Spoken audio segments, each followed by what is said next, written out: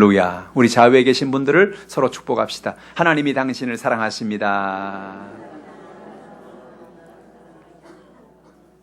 오늘 하나님이 저 여러분을 사랑하시고 오늘도 예수님 안에서 좋은 일이 있습니다. 하나님의 큰 은혜가 넘치는 예배가 되기를 주님의 이름으로 축원합니다.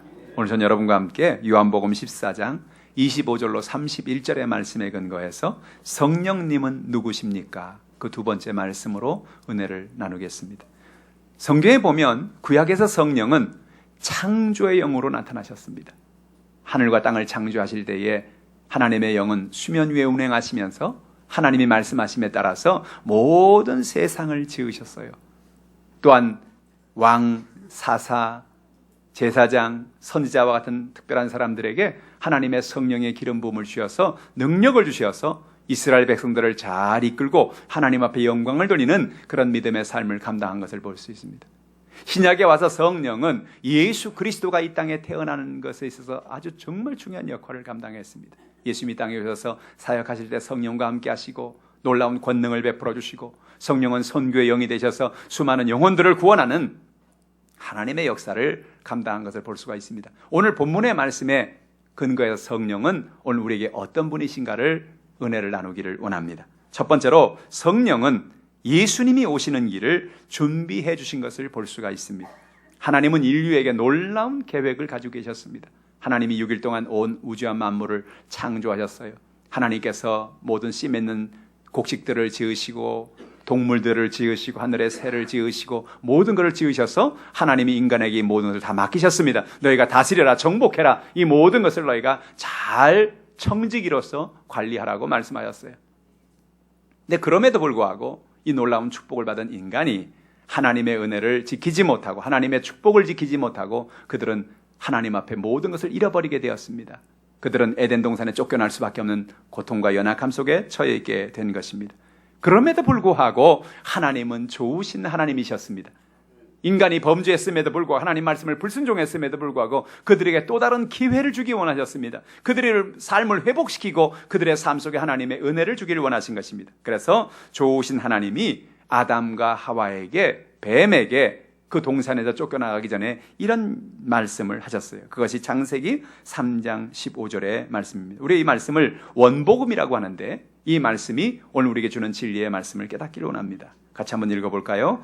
내가 너로 여자와 원수가 되게 하고 내 후손도 여자의 후손과 원수가 되게 하리니 여자의 후손은 내 머리를 상하게 할 것이요 너는 그의 발 뒤꿈치를 상하게 할 것이니라 하시고. 여러분, 오늘 여기서 말하는 너는 뱀을 말하는 거예요. 하나님이 뱀과 아담과 하와를 하나님이 말씀하시면서 뱀에게 말하기를 내가 너로 여자와 원수가 되게 하겠다. 그리고 말씀하신 다음에 내 후손도 여자의 후손과 원수가 되게 하겠다고 말씀했습니다. 하와는 정말 뱀과 원수지요. 뱀만 아니었다면 이 세상에 그런 죄와 연약함이 다가오지 않았을 것입니다. 유혹에 넘어가지 않았을 것입니다. 그래서 뱀만 보면 하와는 마음속에 정말로 자, 원수다 그런 생각을 하고 살게 되었을 것입니다. 그뿐만 아니라 뱀의 후손도 여자의 후손과 원수가 되게 하겠다는 것입니다. 여러분, 여기서 여자의 후손이란 말은 우리에게 아주 중요한 의미를 갖습니다. 세상의 모든 사람은 다 남자의 후손입니다. 남자가 있기 때문에 자녀가 낳는 거예요. 그런데 성경에 보니까 여자의 후손이 있습니다. 아버지 없이 태어난 아들이 있습니다. 그 아들이 누구냐? 예수 그리스도를 의미하는 것입니다. 바로 동정녀 마리아를 통해서 탄생한 거예요. 예수님이 이 땅에 갑자기 동정녀 마리아를 통해 탄생한 것이 그냥 탄생한 게 아니라는 거죠. 아담과 하와가 범죄한 그 이후에 하나님이 그들을 에덴 동산에 쫓아내시면서 벌써 예수 그리스도가 이 땅에 동정녀를 통해서 오실 것을 하나님이 말씀하신 사건이 창세기 3장 15절의 말씀입니다. 마태복음 1장 35절의 말씀 보면 마리아는 성령으로 말미암아 놀라운 예수 그리스도를 잉태하게 된다는 깜짝 놀랄 소식을 전해 듣습니다. 같이 한번 읽어볼까요? 천사가 대답하여 이르되 성령이 내게 임하시고 지극히 높으신 이의 능력이 너를 덮으시리니 이러므로 나실 바 거룩한 이는 하나님의 아들이라 일컬어지리라. 가브리엘 천사가 나타나서 마리아에게 나타났습니다. 결혼도 하지 않은 처녀입니다. 동정녀입니다. 근데 그 처녀에게 말씀하신 것이 뭐예요? 가브리엘 천사가 하는 말이 네가 하나님 앞에 큰 은혜를 입었다는 거예요. 성령이 내게 임하시고 지극히 높으신 이의 능력이 너를 덮으셔서 내가 아들을 낳을 거라는 겁니다. 그 아들은 하나님의 아들이고 모든 인류를 구원할 구원자가 될 것이라는 것입니다. 여러분, 마리아가 얼마나 놀랐을까요? 와, 이게 도대체 무슨 소리야? 아니, 내가 어떻게, 남자도 모르는데 어떻게 내가 아이를 낳을 수가 있을까? 어떻게 아들을 낳을 수 있을까? 그러나 그 여인이 깨달은 중요한 사실이 있습니다. 그게 뭡니까? 하나님의 성령의 능력이 너를 덮을 것이라는 것입니다.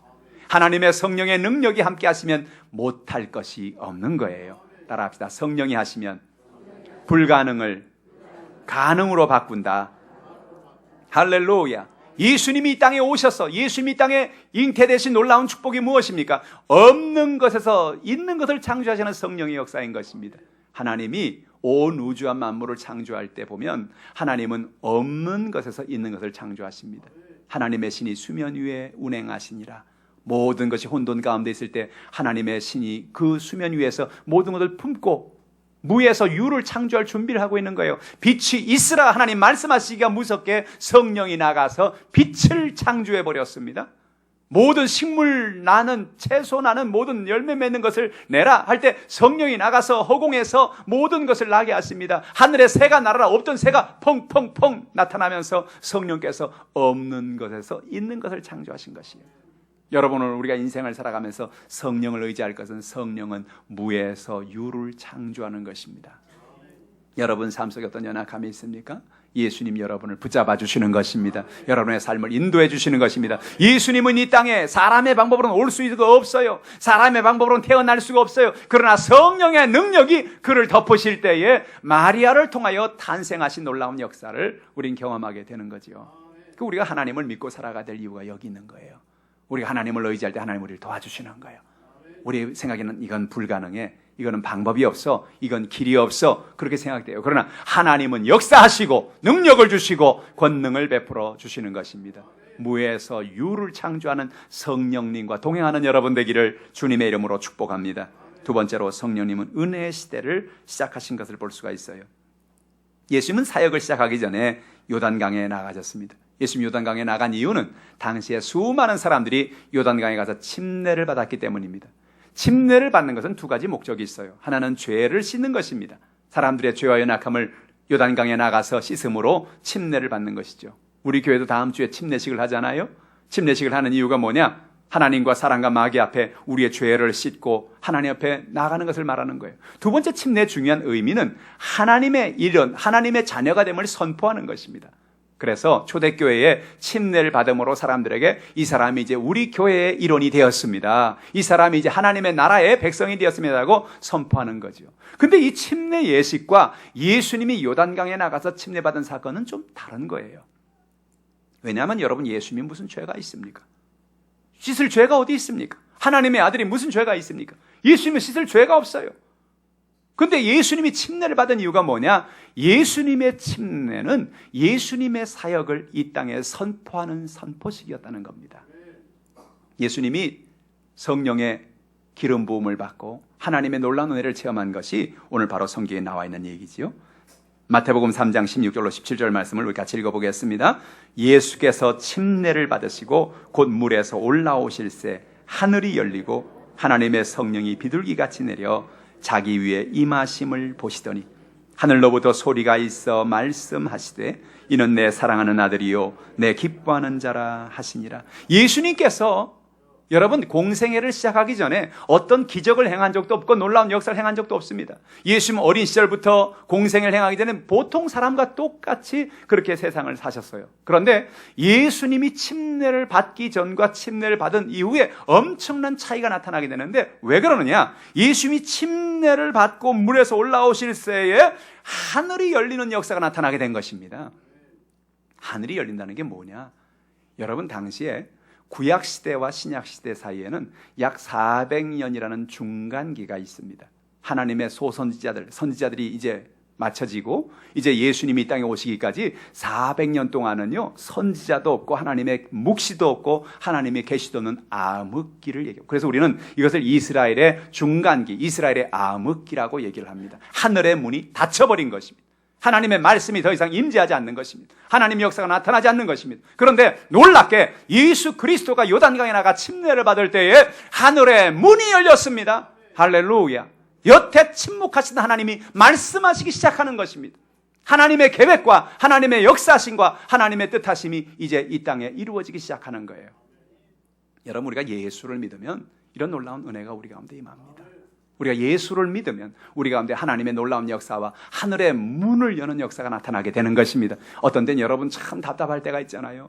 모든 것이 닫혀 있고 모든 것이 막혀 있고 모든 것이 연약한 것처럼 그렇게 생각될 때가 얼마나 많아요.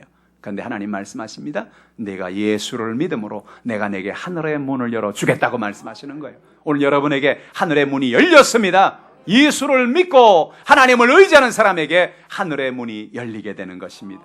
뿐만 아니라 하나님의 성령이 비둘기같이 내려 자기의 임하심을 보았다 그랬어요. 예수님이 침례를 받는데 하늘의 성령께서 비둘기같이 내렸다. 여러분, 비둘기가 뭡니까? 비둘기가 상징하는 것은 바로 메시지를 전하는 전령의 역할을 하는 거예요. 과거 여러분 저 유럽의 고대 중세의 어떤 그런 영화를 보면 어떤 전쟁이 있을 때 어떤 적들이 쳐들어왔을 때 성을 다 가로막고 이제 큰 어려움이 있을 때 다른 어떤 이웃들에게 도와달라고 할 때 대개는 비둘기를 사용하죠. 비둘기에다 발에다가 이렇게 끈을 묶어가지고 거기다가 편지를 써서 옆에 있는 부족 또 다른 나라에게 그 비둘기를 날려보내는 것입니다. 그럼 비둘기가 날아가서 다른 민족에게 소식을 전하는 거예요. 지금 이 성에 큰 어려움이 생겼습니다. 성 밖으로 나올 수가 없어서 아무도 갈 수가 없어서 비둘기를 날려보내니 제발 우리를 도와주십시오. 우리에게 힘을 주십시오. 우리에게 식량을 보내주십시오. 하는 그런 것을 바로 비둘기를 통해서 전하는 거예요. 여러분, 성령이 비둘기같이 임했다는 것은 성령이 오늘 우리에게 오셔서 하나님의 중요한 메시지를 주고 계시는 것입니다. 그 메시지가 뭐예요? 성령이 주는 메시지가 뭐예요? 예수 그리스도를 믿으라는 메시지입니다. 예수 그리스도가 우리의 주님이라는 거예요. 누구든지 예수를 믿으면 하나님의 자녀가 된다는 메시지를 주고 계시는 겁니다. 성령은 우리에게 권능을 주신다는 겁니다. 나는 무능하고 나는 연약하고 나는 부족할 때가 얼마나 많아요. 그러나 하나님의 성령이 우리 가운데 함께 하셔서 우리에게 능력을 주신다는 것입니다. 그 메시지를 주시는 거예요. 우리가 가난하고 저주 가운데 인생을 살아갑니다. 그러나 예수 그리스도를 믿으면 예수님께서 우리의 가난을 축복으로 바꿔주신다는 것입니다. 저주를 축복으로 바꿔주신다는 것입니다. 오늘 하나님 은혜 가운데 이런 은혜를 주님이 주시는 것입니다. 성령께서 함께 하심으로 우리의 모든 육신의 병을 고쳐주신다는 거예요. 살다 보면 우리가 병들 때가 얼마나 많아요. 예상치 못하는 연약함으로 우리가 고통받을 때가 얼마나 많아요. 오늘 하나님 말씀하십니다. 성령을 통해서 우리에게 메시지를 주십니다. 어떤 병이 있느냐? 다 맡겨라. 저가 채찍에 맞음으로 너희가 나음을 입었느니라. 너희 병이 고침을 받았느니라. 할렐루야. 무슨 메시지를 줍니까? 너희가 인생을 살면서 마음에 걱정하고 근심하지 말아라. 내가 널 위해 천국을 예비하고 있다. 천국을 내가 널 위해 준비한다고 오늘 하나님 우리에게 메시지를 주시는 것입니다. 그 성령의 메시지를 받는 여러분 되길 바랍니다. 또 성령은 뭐예요? 성령은 평화의 상징이지요. 성령이 가시는 곳마다 평화를 주시는 것입니다. 놀라운 사실은 예수를 믿고 하나님을 의지하고 나면 그 예수의 놀라운 성령의 역사가 우리 가운데 평화를 주시는 거예요. 남편과 아내 가운데 평화를 주는 겁니다. 부모와 자녀 가운데 평화를 주는 겁니다. 이웃과 이웃 가운데 평화를 주는 겁니다. 우리가 인생을 살면서 우리 삶에 얼마나 많은 상처를 갖고 살아갑니까? 우리 마음속에 얼마나 많은 거절감, 분노, 우리 마음에 있는 굶주림, 우리 마음에 있는 상한 마음, 열등감, 수많은 문제가 우리 마음 가운데 고통을 주는 것입니다. 근데 놀라운 사실은 성령이 우리 가운데 함께 하실 때 우리 마음에 치유의 역사를 베풀어 주시기 시작하는 거예요. 그래서 어떻게 해요? 평화를 주시는 거예요. 남편과 아내 가운데 평화를 줍니다. 서로를 불쌍히 여기는 마음을 줍니다. 연약함을 붙잡아 줍니다. 부모와 자녀 가운데 불쌍히 여기게 하시고 이웃을 불쌍히 여겨 서로를 공감하게 하시고 서로를 아픈 마음을 품어주고 살 수 있는 은혜를 주시는 거예요. 누가 하는 것입니까? 성령이 하시는 거예요. 할렐루야. 오늘 성령이 이와 같이 놀라운 권능을 베풀어 주시는 것입니다. 성령께서 오늘 저 여러분과 함께 하심으로 권능을 주십니다. 사도행전 10장 38절 같이 읽어볼까요? 하나님이 나사렛 예수에게 성령과 능력을 기름 부듯 하셨으며 그가 두루 다니시며 선한 일을 행하시고 마귀에 눌린 모든 사람을 고치셨으니 이는 하나님이 함께 하셨습니다. 예수님이 요단강에 나가서 침례를 받기 전에 기적을 행하고 능력을 행한 적이 없었습니다. 그런데 예수님에게 성령이 비둘기같이 임하고 나더니 예수님의 사역이 달라졌어요.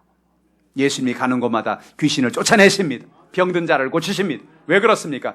예수님에게 성령과 능력을 기름 부듯 하셨음에 두루다니며 선한 일을 행하시고 마귀에 눌린 사람을 고쳤다는 것입니다. 성령이 권능을 주시는 것입니다. 오늘도 여러분 예수님의 은혜 가운데 성령의 권능을 경험하기를 주님의 이름으로 축복합니다. 우리가 부족하고 연약하지요. 그러나 성령님 나를 도와주십시오. 내게 권능을 주십시오. 내게 능력을 주십시오. 구하는 여러분 되기를 주님의 이름으로 축복합니다. 가는 곳마다 귀신이 떠나가는 것입니다. 문제가 해결되어지는 것입니다. 하늘문이 열려지는 거예요. 우리는 알지 못하지만 우리의 삶 속에 늘 와서 우리 주변에 귀신이 와서 역사할 때가 얼마나 많은지 몰라요. 우리 마음을 뒤집고 우리의 상한 마음을 자꾸 충동질시키고 관계를 깨트리고 그게 뭐야? 귀신이 역사하는 거지요. 오늘 우리가 알 게 뭡니까? 하나님의 성령이 함께 하실 때 귀신을 제어할 수 있는 권능을 주시는 것입니다. 마귀에 눌린 사람을 주님이 자유케 하시고 고쳐주시는 것입니다.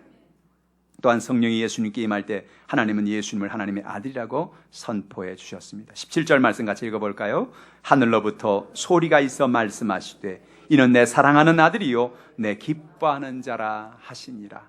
할렐루야. 오늘 하나님께서 뭐라 말씀하세요? 예수님께는 내 사랑하는 아들이요 내 기뻐하는 자라 하시니라. 사실 예수님께서 이 공생의 사역을 시작하는 이 침례 이전에 하나님이 특별한 예수님을 향한 어떤 선포나 그런 건 없었어요. 마리아에게 천사가 하나님의 아들을 낳을 것이다 이런 얘기했지만 예수님에게 개별적으로 그렇게 말씀하신 적이 없었어요. 그런데 침례를 받는 그 순간에 하나님이 하늘의 음성으로 말씀하시기를 이는 내 사랑하는 아들이요 내 기뻐하는 자라고 예수님을 인정한 것입니다. 선포한 것입니다. 할렐루야. 오늘 여러분 우리는 인정받는 것이 이렇게 중요한 거예요. 부모가 자녀를 인정해 주는 게 이렇게 중요한 거예요. 부모가 자녀에게 넌 잘 될 거야. 넌 좋은 일이 있을 거야. 넌 큰 복을 받았어. 너에겐 좋은 일이 있어. 그렇게 자녀를 인정해 주면 그 자녀의 마음속에 기쁨이 넘쳐나는 거죠. 용기가 생기는 거예요.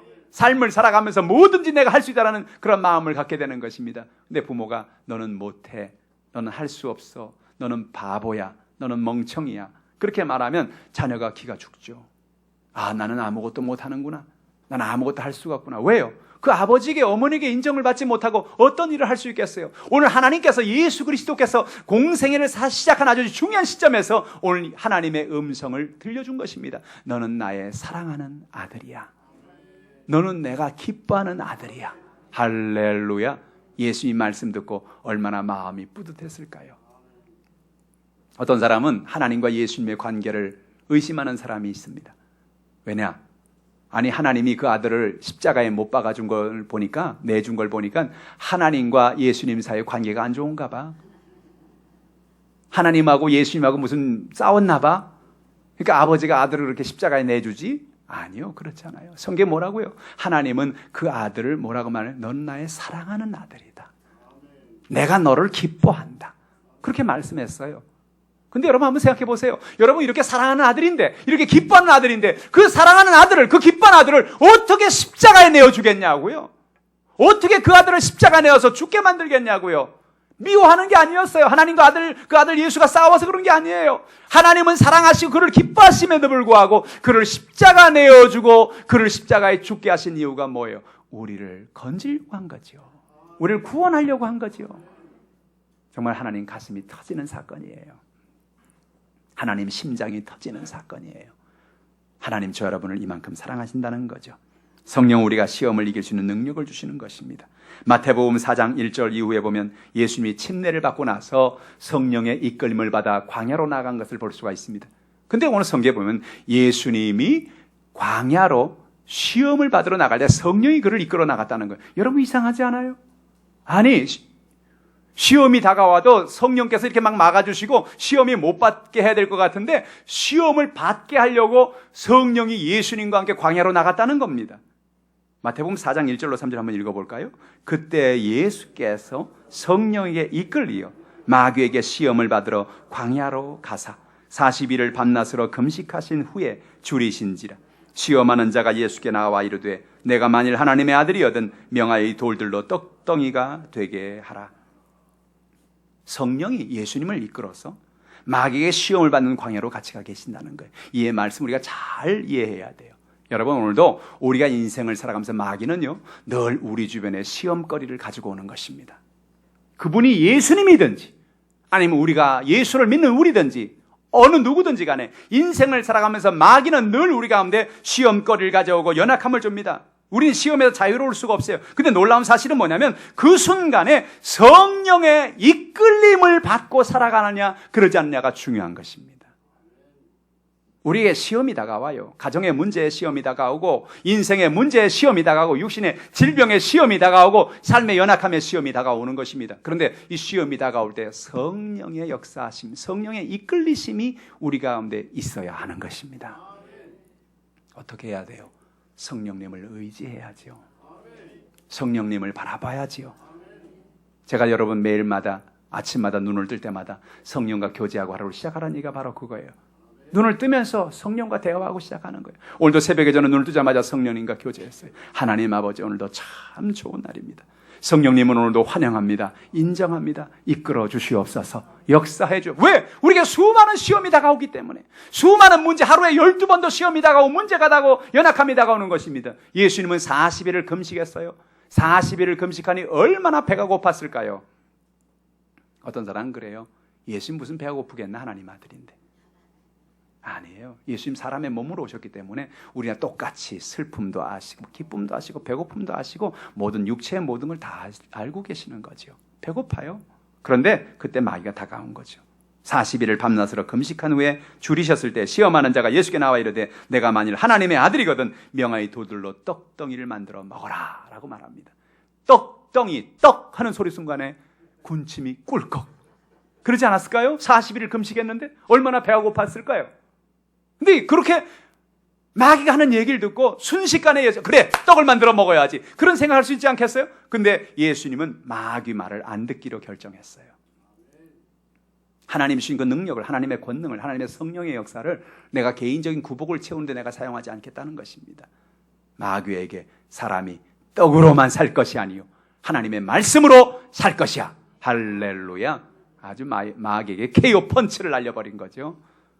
마귀는 아담과 하와에게 먹는 시험을 했잖아요. 선악과를 먹어라. 먹으면 얼마나 맛있는 줄 아느냐. 보암직도 하고 탐스럽기도 하고. 그래서 선악과를 먹어버린 거예요. 먹는 시험이죠. 오늘 예수님에게 가져온 가장 첫 시험이 바로 마귀의 시험이 먹는 시험이었어요. 똑같은 시험이 온 거예요. 예수님은 그것을 단호하게 성령의 능력 가운데 이길 수가 있었습니다. 왜? 성령이 이끌고 계시기 때문에 그렇습니다. 사랑하는 성도 여러분, 오늘 여러분 성령의 이끌림을 받으시길 바랍니다. 성령님을 의지하시길 바랍니다. 시험을 나 혼자 통과할 수가 없어요. 시험을 나 혼자 이길 수가 없어요. 성령의 도우심이 필요한 거예요. 성령이 나를 이끌어 주시옵소서. 인생에 수많은 시험이 다가오고 수많은 문제가 다가오고 수많은 유혹이 다가오고 수많은 어려움이 다가오는데 하나님의 성령이여 나를 도와주시옵소서. 성령을 구하는 여러분 되기를 주님의 이름으로 축복합니다. 세 번째로 성령님은 책망하시고 인도해 주십니다. 요한복음 16장 8절로 13절 말씀을 같이 읽어보겠습니다. 그가 와서 죄에 대하여 의에 대하여 심판에 대하여 세상을 책망하시리라. 죄에 대하여라 하면 그들이 나를 믿지 아니함이요 의에 대하여라 하면 내가 아버지께로 가니 너희가 다시 나를 보지 못함이요 심판에 대하여라 하면 이 세상 임금이 심판을 받았음이라. 내가 아직도 너에게 이를 것이 많으나 지금은 너희가 감당하지 못하리라. 그러나 진리의 성령이 오시면 그가 너희를 모든 진리 가운데로 인도하시리니 그가 스스로 말하지 않고 오직 들은 것을 말하며 장래일을 너희에게 알리시리라. 오늘 성령이 오셔서 할 일에 대해서 얘기하는 거예요. 그가 와서 뭘 하느냐? 죄에 대하여, 의에 대하여, 심판에 대하여 세상을 책망하겠다는 겁니다.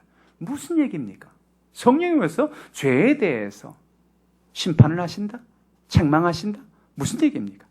여러분, 죄에 대해 세상을 책망한다는 것은 여기 책망이라는 말은 깨닫게 한다, 드러낸다, 그런 의미를 갖고 있습니다. 성령이 오셔서 우리에게 깨달음을 주겠다는 얘기죠. 무슨 깨달음입니까?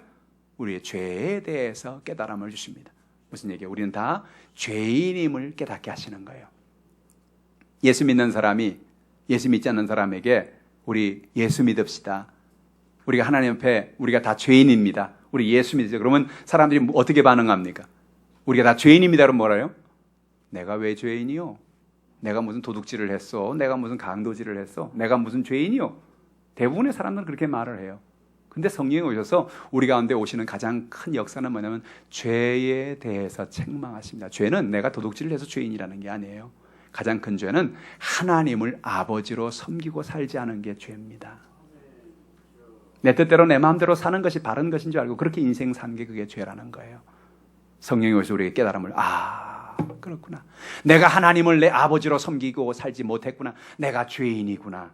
할렐루야. 죄에 대해서 책망해 주시는 것입니다. 또한 의에 대해서 세상을 책망하십니다. 여러분, 성령은 의에 대한 개념을 갖게 하십니다. 의가 옳은 것, 착한 것, 착하게 사는 것, 그 사람이 의로운 사람이라고 사람들은 생각합니다. 그러나 여러분, 참된 의는 예수님의 성품을 의라고 말하는 것입니다. 예수님은 십자가에 못 박힘을 당할 때 죄인으로 십자가에 못 박힘을 당했습니다. 많은 사람을 현혹하고 많은 사람을 잘못된 길로 이끈 그런 나사렛 땅의 괴수, 그런 죄인의 이름으로 예수님 십자가에 못 박힘을 당하셨어요. 그런데 예수님을 십자가에 못 박은 그 로마의 백부장과 그 로마의 모든 군인들이 마지막에 결국은 뭐라 고백하냐면 누가복음 23장 40절 이런 고백을 합니다. 같이 한번 읽어볼까요? 백부장이 그 된 일을 보고 하나님께 영광을 돌려 이르되 이 사람은 정령 의인이었도다 하고 라고 말하는 것입니다. 의인은 착한 일을, 선한 일을 행하고 살아가는 사람이 의인이 아니에요. 누가 의인이냐? 예수 그리스도가 의인이라는 거예요. 예수님이 의인이에요. 그 의를 우리가 받을 수 있는 방법이 어디 있습니까? 예수를 믿으면 여러분 우리는 의로운 사람이 되어지는 것입니다. 의에 대해서 주님이 우리에게 책망하신다고 말씀했어요. 세 번째, 성령은 심판에 대해서 책망하십니다. 여러분, 우리에게 하나님은 반드시 심판을 우리의 앞에 펼칠 때가 오는 것입니다. 이미 마귀가, 세상 임금이 심판을 받았다고 말씀합니다. 예수님이 십자가에 못 박힘을 당하는 순간 이미 마귀는 심판을 받았습니다. 그리고 우리 개인에게도, 모든 인류에게도 개인적인 심판이 다가오는 것입니다. 예수를 믿고 하나님을 의지하면 의의 심판을 통하여 하나님의 영생의 천국에 들어가게 되는 것입니다. 예수를 믿지 않고 구원을 받지 않으면 그 사람에겐 심판을 통하여서 그는 지옥에 떨어질 수밖에 없는 거예요. 모든 사람에게 심판이 있다는 사실을 우리는 알아야 돼요. 우리는 심판대 앞에 서는 날이 옵니다. 하나님 앞에 서서 내가 천국으로 들어갈 것이냐, 내가 지옥으로 갈 것이냐를 결정하는 심판이 있습니다. 하나님은 심판에 대해서 책망할 것을 말씀하시는 것입니다. 날마다 내가 죄인이요, 예수님을 통해서 의를 받는 사람이요, 내 앞에는 심판이 있다는 사실을 마음에 새기고 성령의 인도함을 받는 여러분 되기를 주님의 이름으로 축복합니다. 또한 성령은 우리를 진리로 인도하십니다. 13절 말씀 같이 읽어보죠. 진리의 성령이 오시면 그가 너희를 모든 진리 가운데로 인도하시리니 그가 스스로 말하지 않고 오직 들은 것을 말하며 장래일을 너희에게 알리시리라. 성령이 오시면 오늘 우리를 인도하시는 것입니다. 성령이 오셔서 행하시는 인도하신 가운데 가장 놀라운 것은 우리에게 성령의 열매를 맺게 하시는 거예요. 성령의 열매는 예수를 닮아가는 모습을 가르쳐 주시는 것입니다. 이상하죠? 예수 믿으면 예수 믿기 전과 사람이 달라져요. 예수 믿기 전에는 참 인본주의적이고 자기만 알고 그런 사람이었는데 예수를 믿으면 사람이 점점 달라져요. 왜 그렇습니까? 성령의 열매가 그의 삶 가운데 맺히기 때문에 그렇습니다. 성령의 열매가 뭐예요? 사랑, 희락, 화평, 오래 참음, 자비, 충성, 온유, 절제, 이와 같은 성령의 열매가 우리 가운데 맺히기 시작하는 것입니다. 사랑의 열매가 맺혀요. 마음 가운데 용서하지 못하고 용납하지 못하고 마음에 고통하고 인생을 살았습니다. 마음의 상처 속에 살았습니다. 그러나 성령이 우리 가운데 역사하심으로 나에게 상처를 주고 나에게 아픔을 준 사람을 용서할 수 있는 사랑을 주시는 거예요.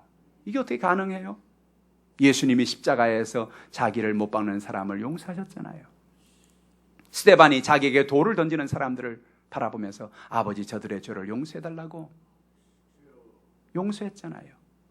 성령의 열매가 우리 가운데 맺히기 시작할 때 사랑의 열매가 맺혀지는 것입니다. 우리 마음에 희락이 열매 맺혀져요.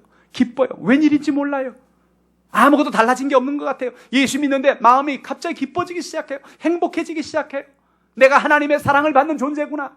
하나님 나를 사랑하시는구나. 내게 하나님 놀라운 은혜를 가지고 계시는구나. 할렐루야. 그래서 우리의 마음속에 성령의 역사를 통하여서 성령의 열매가 맺혀짐에 따라서 그 삶이 변하기 시작하는 거예요. 여러분 성령의 인도하심을 받기를 바랍니다. 성령이 여러분을 변화시키는 것입니다. 성령의 역사를 통해서 우리의 삶 속에 성령의 은사를 주시는 것입니다. 성령의 은사가 무엇입니까? 성령의 은사는 우리에게 주신 하나님의 놀라운 권능인 것입니다. 성령의 열매는 나를 위해 주시는 거예요. 내 변화를 위해 주시는 거예요. 사랑하고 기쁨을 가지고 하나님을 오래 참고 변화된 삶, 성품을 가지고 살아라 하는 것이죠. 성령의 은사는 나를 위해 주시는 게 아니라 다른 사람을 봉사하고 섬기라고 주시는 것입니다. 다른 사람을 섬기라고 성령의 은사를 주셔요.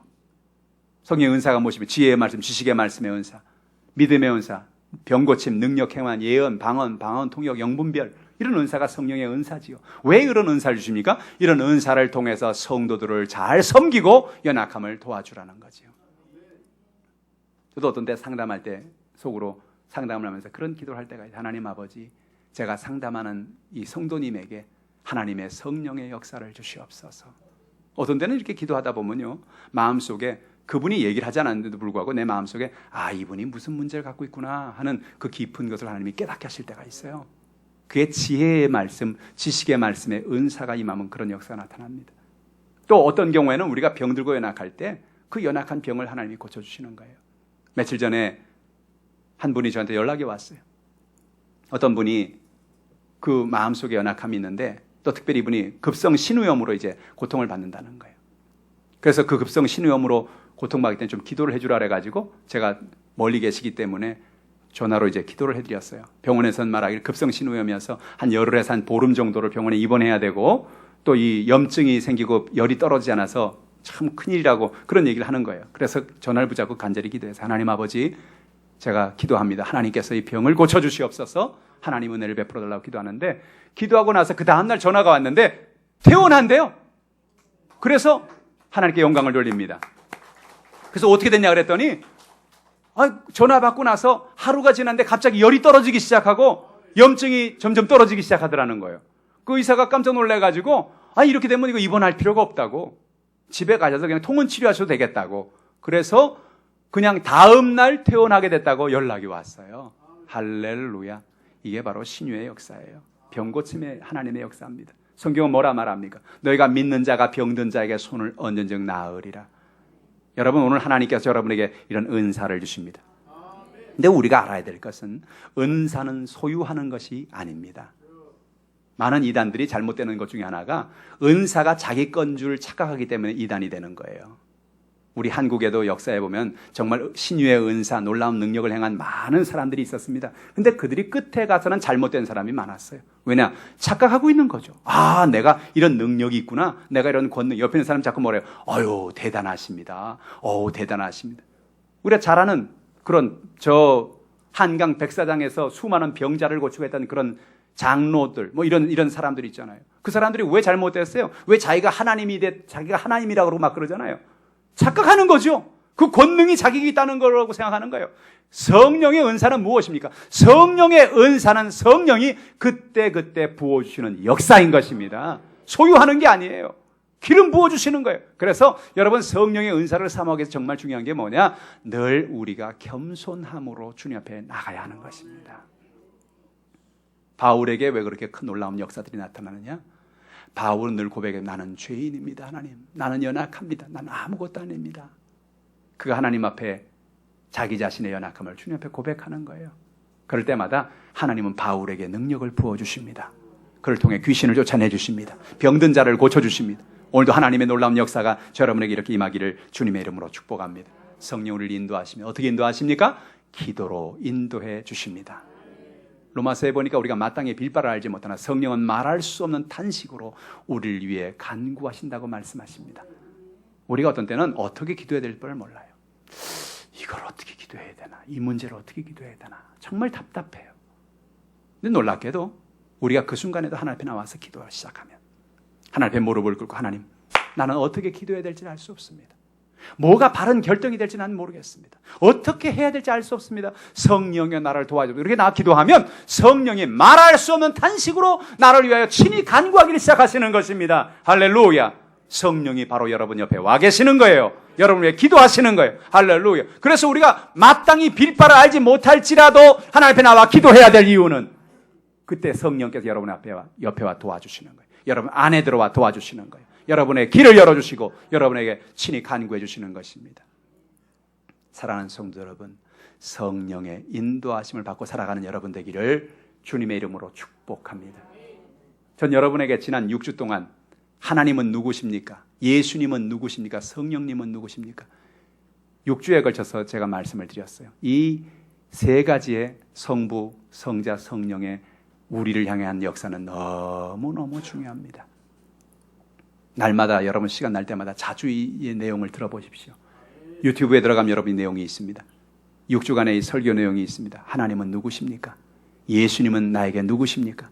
성령님은 내게 어떤 분이십니까? 이 말씀을 여러분 마음에 늘 새기고 하나님을 의지하고 하나님과 가까이 나가고 기도함으로 하나님의 놀라운 기적을 체험하는 여러분 다 되시기를 주님의 이름으로 축원합니다.